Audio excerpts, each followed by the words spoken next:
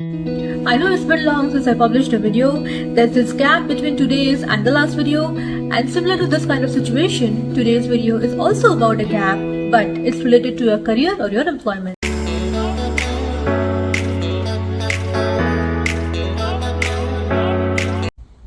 Hey everyone, you're watching Job Inside and this is Millie. I hope all of you are doing good, and as I mentioned, let's talk about any employment gaps that you might have that are reflecting in your CV or your resume. Let's see why the interviewers are interested to know the reasons behind your gap, what could be the possible reasons one might have such a gap, and how do you answer this interview question so as to showcase that this gap was an opportunity for you to have a professional or a personal growth, and thereby giving a positive spin to this somewhat skeptical or a negative interview question. Let me just reveal one thing here. Most of the interviewers, most and not all, they are a bit skeptical towards the candidates. It's not intentional, but it's because of the nature of their job. They have this huge and critical responsibility to select the appropriate candidate for the company. And so, the gap in your career makes them question your skill sets and your authenticity. Especially in situations where there are a huge number of applications against a handful of vacancies, the hiring team is looking for reasons to eliminate maximum number of applications, and so your career gap poses as a red flag to them.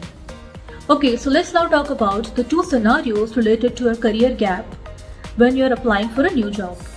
The first one is your initial application, and the second one is when you get an interview call. Initial application is when you're submitting a profile or a resume and you have this gap that is showing in it. So what can be done at this stage? So if there's a provision of adding a cover letter along with your application, I suggest you to write briefly about the reason behind your gap in that particular cover letter, and also add on the skill sets that you have gained in that particular time period. Another way to mention about this gap is to mention about it in the resume itself. I've seen this kind of practice in some of the countries of the European and the American continent. The candidates over there, what they do is, when they have a gap of 6 months or more, they write this particular time period in the resume itself, and against it, they write the activity that they were doing in that particular gap. So, for example, let's say you have a gap from January 2022 to July 2022, you write that particular time period, and against it, for example, if you were traveling, you write traveling, and below that particular time period, in brief, in some 2 or 3 sentences, write where you traveled, what you did, what kind of experiences you gained, what kind of skill sets you gained, which have helped you in your overall personal growth.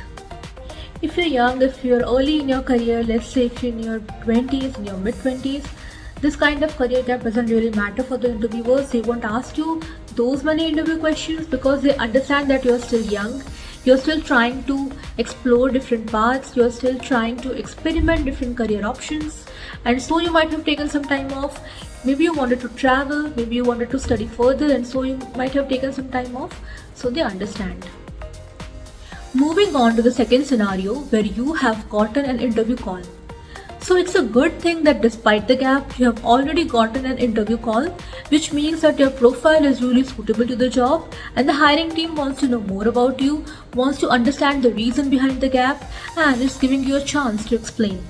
So even here, talk about the gap, give your reason, but focus more on the attained skill sets, and talk about how it has led to your overall professional and the personal development.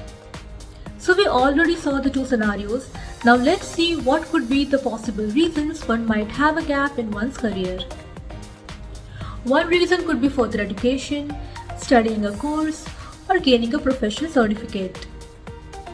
Another reason could be parenthood. You had a kid and you took some time off to raise the kid, and now that the child is grown up, you are ready to rejoin the workforce. Yet another reason could be that you have an elderly parent who needed your attention, who was ill, who was sick, and so you took some time off to be a caregiver. Traveling is also one of the reasons. You might have wanted to go to a particular destination and that you were saving up since a long time, and so you took some time off to travel. Being laid off is also one of the reasons why one might have an employment gap. Especially, we have seen that during and after COVID, this has been the main reason for employment gaps. It could also happen that you had some health issues and so you took some time off to heal. So we saw that there could be a number of reasons why one might have an employment gap, and you need to make sure that you talk about it in such a manner that it conveys that you have utilized this gap and it was not all a leisure time. For instance, when you say that you were parenting or you were a caregiver, you can say that multitasking and time management were some of the skills that you gained during that period. Motherhood or parenthood is an adventure and you embraced it, learned new things every day, and you have evolved as a person, you have become more matured. When you say that you took some time off to travel, tell them that you are now rich with a cultural experience. Traveling broadens one's mindset, raises the acceptance levels, the tolerance levels, and gives a different perspective to one's thinking. So tell them that these are the kind of experiences that you'll bring to the table if you join their company. Companies are nowadays interested in these kind of diversity of experiences, and so I think they would really appreciate. If you were laid off, know that it wasn't your fault. It was the company's decision and the interviewers understand that. So here focus more on what you did, how you utilized this time period. Maybe you attended some workshops, some online courses of your field of work.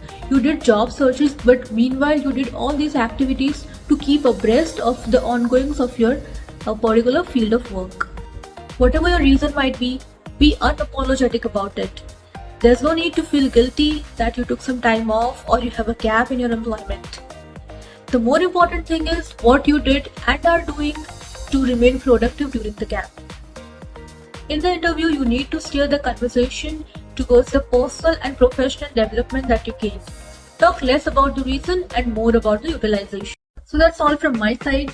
Remember that the world has changed. It's no more of a traditional work setting or the work environment, and more so after the pandemic. The corporate culture has evolved. The focus more is now on the skill sets, and so you need not to worry about your employment gap.